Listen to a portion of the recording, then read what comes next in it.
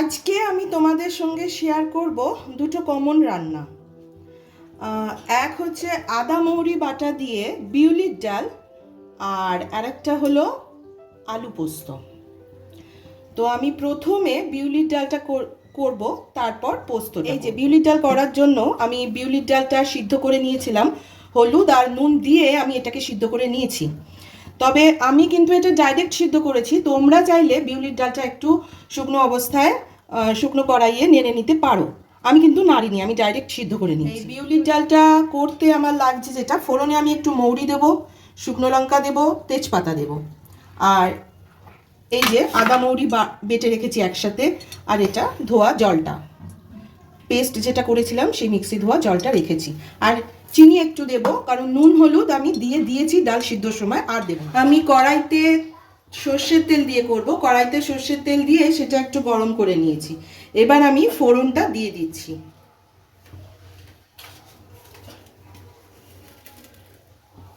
মৌরি দিলাম, তারপর শুকনো লঙ্কা, তেজপাতাটা দিয়ে এটা একটু ভাজা ভাজা হলে বা ফোড়নের গন্ধটা বেরোলে আমি 1 চামচে মতন এই আদা মৌরি বাটাটা এর মধ্যে দেব। গন্ধটা বেরিয়ে গেছে, এবার আমি এই যে আদা মৌরি বাটা দিয়ে দিচ্ছি, এই যে এই চামচটা দিয়ে দিচ্ছি। আর আরেকটু আদা মৌরি বাটা, ওই 1 চামচের মতোই আদা মৌরি বাটা রেখে দিয়েছি, সেটা আমি ডালটা নামানোর 5 মিনিট আগে ডালে দিয়ে তারপর ডালটা নামাবো।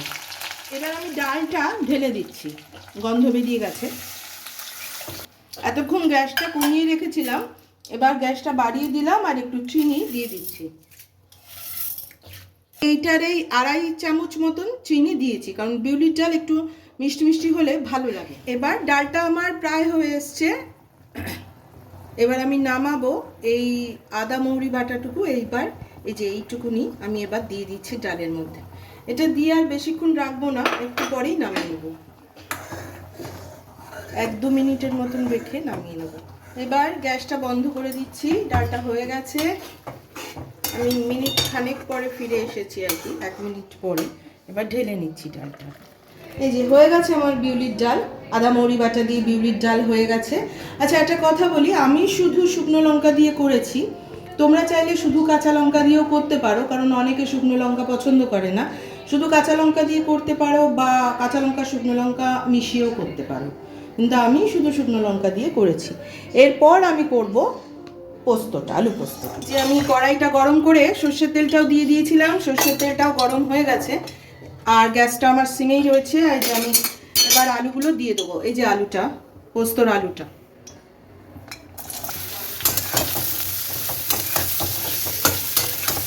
একটু আলুটা সাঁতলে নেব। আচ্ছা, এর মধ্যে একটু নুন দিই, অল্প একটু নুন এর মধ্যে দিয়ে দিলাম। আমি তেলটায় নুন দিতে ভুলে গেছি তাড়াহুড়োতে। আচ্ছা, এবার পোস্তটা আমি রেডি করব। পোস্তটা তো বাটাই রয়েছে, এই যে পোস্তটা বাটা রয়েছে, এই পোস্তটার মধ্যে আমি দেব, মানে আমি এইভাবে করি, এই যে 1 পলা 2 পলা তেল, সর্ষের তেল। আচ্ছা, এবার দেব একটু গুঁড়ো লঙ্কা, আমি 2টো কাঁচা লঙ্কা দিয়ে পোস্তটা পেস্ট করেছিলাম, গুঁড়ো লঙ্কাটা দিলাম। ব্যাস, এটা দিয়ে আমি এবার একটু নেড়ে নেব। আমি হলুদ দিলাম না, তবে অনেকে আছে হলুদ ছাড়া রান্না করে না, তো সেক্ষেত্রে একটু হলুদ, 1 চিমটে হলুদ দেওয়া যায়, কিন্তু আমি হলুদটা দিলাম না। আচ্ছা, আমার আলুটা একটু হালকা সাতলানো হয়ে গেছে। এইবার আমি এই যে পোস্তটা রেডি করে রেখেছিলাম সর্ষের তেল লঙ্কা গুঁড়ো দিয়ে, সেইটা আমি এবার এখানে ঢেলে দেবো।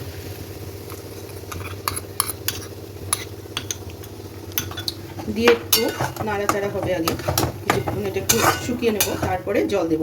আচ্ছা, আমি একটু গরম জল করে রেখেছি, একটু গরম জলই দেব।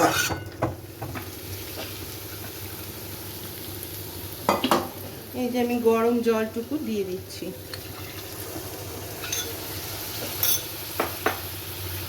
একটু নুন দেব অল্প করে।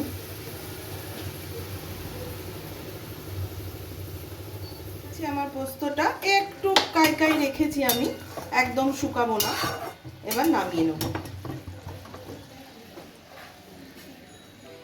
এই যে আলু পোস্তটাও হয়ে গেছে, ওই যে পোস্ত আর বিউলির ডাল তো আগেই হয়েছিল। তাহলে এই যে বিউলির ডাল আলু পোস্ত আমি যেভাবে বানিয়েছি, তোমাদের যদি পছন্দ হয় তাহলে আমার চ্যানেলটাকে একটু সাবস্ক্রাইব করে দিও, আর লাইক করে আমার রান্নাগুলোকে লাইক করে ভিডিওটা শেয়ার করে দিও।